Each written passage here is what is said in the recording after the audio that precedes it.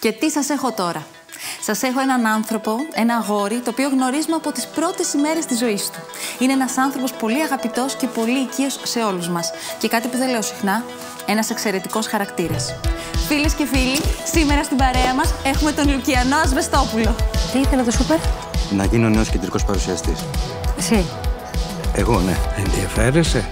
Είναι κάποιο είδους φάρσα αυτό? Ένα μπλοκ έγραψε ότι βρέθηκες νεκρός στο διαμέρισμά σου πάλι. Έχω κάνει τα λάθη μου, αλλά νομίζω κάποια στιγμή έρχεται το πλήρωμα του χρόνου και λες, φτάνει.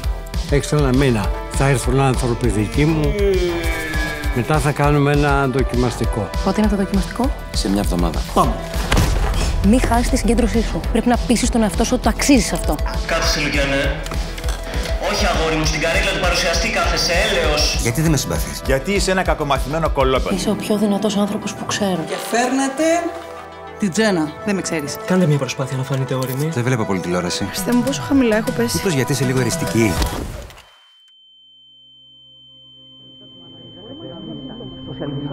Καλύτερη εκδοχή του εαυτού σου και θα πάρεις αυτή τη δουλειά. Το κατάλαβες? Θα το κάνεις αυτό το πράγμα. Θα δώσεις ό,τι καλύτερο έχεις. Θα το κάνουμε μαζί. Συμφωνεί?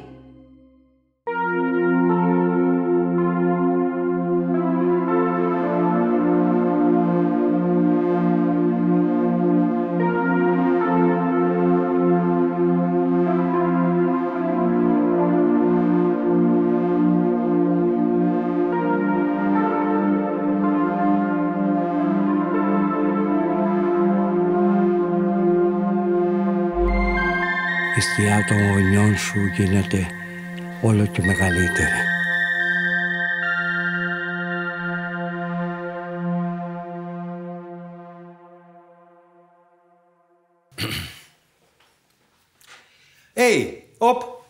Καλησπέρα σας και καλό μήνα και καλό βράδυ. Είμαι ο Λουκιανός, ο Ασβεστόπουλος. Δεν χρειάζεται να πεις το όνομά σου, όλοι ξέρουν ποιος είσαι.